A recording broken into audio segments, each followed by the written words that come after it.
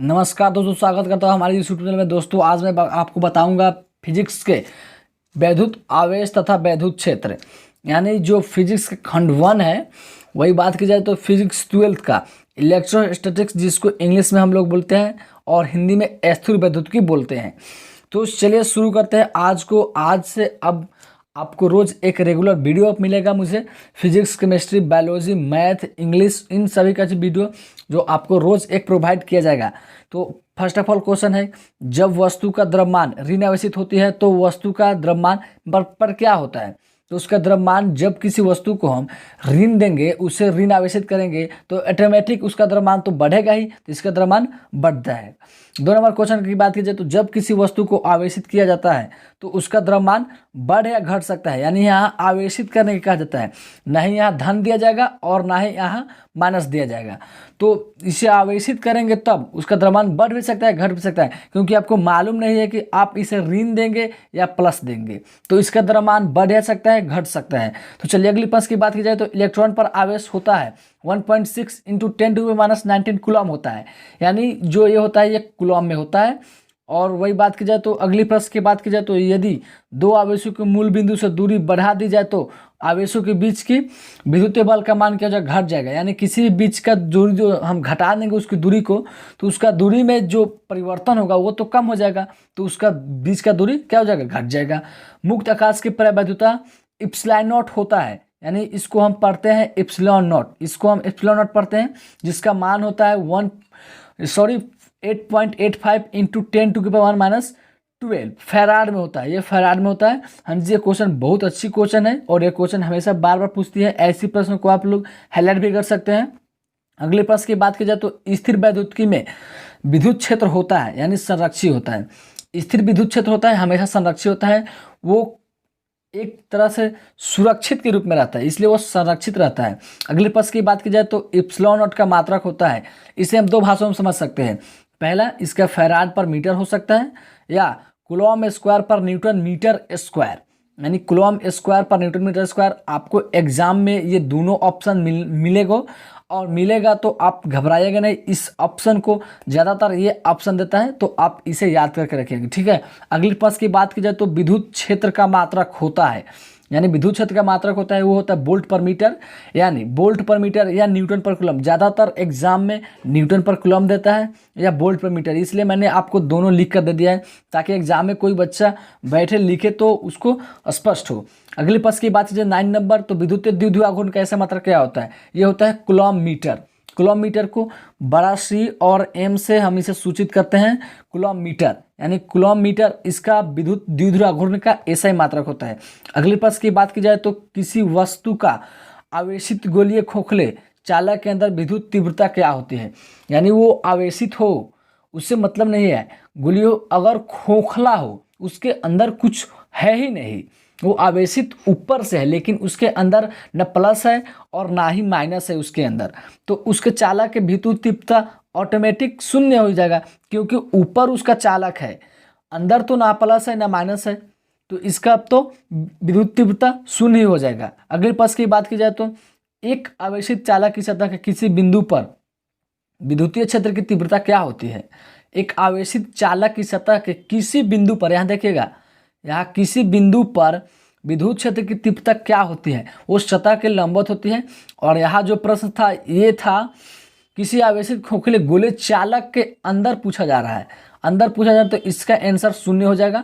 और यहाँ पर पूछा जा रहा है सतह पर पूछा जा रहा है, यानी किसी बिंदु के सतह पर पूछा जा रहा है, तो सतह के लंबवत हो जाएगा।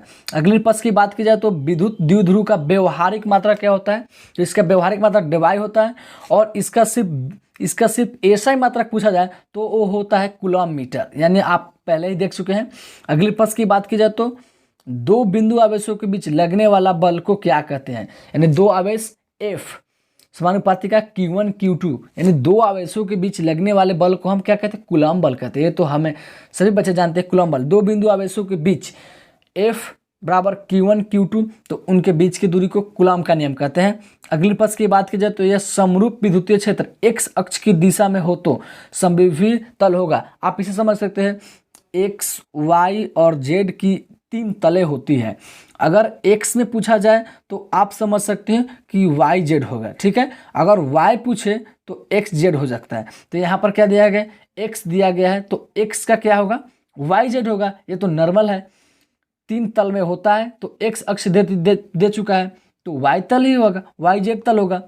अगली प्रश्न की बात की जाए तो क्या होगा जब किसी साबुन के बुलबुला पर आवेश रखा जाए। जो आप साबुन देखते हैं वो फूलता है, बुलबुला निकलता है, उसके पर आवेश क्या होगा, यानी बुलबुले की त्रिज्या बढ़ जाएगी। बुलबुले की त्रिज्या उसकी बढ़ जाएगी क्योंकि साबुन पर जब भी कोई आवेश रखा जाता है तो उसका त्रिज्या बढ़ जाता है। 16 नंबर क्वेश्चन की बात की जाए तो 1 कूलम आवेश में इलेक्ट्रॉन की कितनी संख्याएं होती है। 1 कूलम यानी जो होता है कूलम आवेश होता है 1 कूलम, तो इसका होता है 6.25 इंटू 10⁻⁻80 नहीं होगा, 80 होगा सिर्फ, ठीक है। आप यहाँ देख सकते हैं 6.225 इंटू 10⁻80 होता है 18। आप समझ सकते हो 1 कूलम आवेश में कितना ईएसयू होता है। देख सकते हैं यहाँ 1 कूलम आवेश में इलेक्ट्रॉन पूछा जा रहा है तो 6.25 इंटू 10⁻18 और 1 कूलम आवेश का ईएसयू पूछा जा रहा है। आप ईएसयू घबराइएगा नहीं, देख लीजिएगा, इसका हो जाएगा 3 इंटू 10⁻�9 हो जाएगा। आप दोनों को समझ सकते हो। विद्युत आवेश का क्वांटक ईएसयू मात्रक क्या होता है। विद्युत आवेश का क्वांटक ईएसयू मात्रक क्या होता है, वो होता है 4.78 इंटू 10⁻⁻10 होता है। ये तीनों क्वेश्चन को आप हाईलाइट में भी कर सकते हैं, ये क्वेश्चन और ये क्वेश्चन और ये भी क्वेश्चन है। तो अगली प्रश्न की बात की जाए तो देखिए विद्युतशीलता का एसआई मात्रक क्या होता है। विद्युतशीलता या एप्सिलॉन नॉट इसी को ही कहा जाता है। एप्सिलॉन नॉट यानी विद्युतशीलता का ऐसा मात्रक कूलम स्क्वायर पर न्यूटन मीटर स्क्वायर, या ऐसे भी लिख सकते हैं कूलम स्क्वायर पर न्यूटन मीटर स्क्वायर। जो माइनस रहता है वो प्रति का चिन्ह रहता है, ठीक है। अगली प्रश्न की बात की जाए तो निम्न में से यानी देख सकते हैं आप 20 नंबर विद्युत क्षेत्र ई इलेक्ट्रिक फील्ड विभव वोल्ट भी के बीच संबंध क्या होता है। तो इलेक्ट्रिक फील्ड ई बराबर -dV/dx होता है। इसका आंसर dV/dx होगा, या आपको कभी कभी एग्जाम में गुमराह करने के लिए ऐसा दिया जाएगा ई बराबर -dV/dr, दोनों एक ही होता है। ये वोल्टेज दूरी संबंध इसका आर। अगली प्रश्न की बात की जाए यदि किसी खोखले गोले चालक को धन आवेशित किया जाता है तो उसके भीतर का विभव क्या होगा। खोखले हो गोले चालक हो लेकिन वो धन आवेशित हो, धन आवेशित समझ सकते हो, उसके भीतर का विभव धनात्मक और समरूप होगा, धनात्मक और समरूप होगा। अगली प्रश्न की बात की जाए तो विद्युत द्विध्रुव घूर्णन का ऐसा मात्रक क्या होता है, कूलोमीटर। आपको ये पहले ही दे चुका हो। इलेक्ट्रॉन वोल्ट द्वारा क्या मापा जाता है, ऊर्जा एनर्जी को मापा जाता है इलेक्ट्रॉन वोल्ट द्वारा। ये सभी क्वेश्चन बहुत ही इंपॉर्टेंट क्वेश्चन है, एग्जाम में हमेशा बार बार आती है। आपको 1 ही 2 नंबर क्वेश्चन में ऐसे क्वेश्चन आपको देखने को मिलेंगे। अगली प्रश्न, ये स्थिर विद्युत क्षेत्र उत्पन्न करता है। एक स्थिर विद्युत क्षेत्र क्या होता है, केवल विद्युत क्षेत्र उत्पन्न कर सकता है, केवल वो स्थिर रहता है इसलिए वो विद्युत क्षेत्र ही उत्पन्न कर सकता है, क्योंकि स्थिर है तो विद्युत क्षेत्र ही सिर्फ उत्पन्न करेगा। मुक्त आकाश की प्राप्त का इप्सिलॉन नॉट क्या होता है, ये पहले मैं बता चुका हूँ। 8.85 इंटू 10⁻12 फैराड पर मीटर होता है। यहाँ देखिएगा एग्जाम में गुमराह करने के लिए कभी कूलम पर मीटर दे देगा या फैराड पर मीटर देगा, तो यही आंसर इसका ठीक हो जाएगा, ठीक है। अगली प्रश्न की बात की जाए तो यदि दो आवेशों के बीच की दूरी दुगनी कर दी जाए और उनके बीच लगने वाला बल क्या होगा, 1/4 यानी दुगनी कर दी जाए तो इसकी जब 2 स्क्वायर हो जाएगा तो 1/f होता है, ठीक है। 1/f होता है तो वो दुगनी हो जाएगा, यानी 1/2 स्क्वायर तो 1/4 गुना, सिंपल सा है। 1/f होता है, उसका फॉर्मूला होता है। आपको न्यूमेरिकल में सभी क्वेश्चन को दिया जाएगा, ठीक है। अभी इस वीडियो पर न्यूमेरिकल जल्द ही आएगा, 2-3 दिन में न्यूमेरिकल वीडियो आपको दिया जाएगा, ठीक है।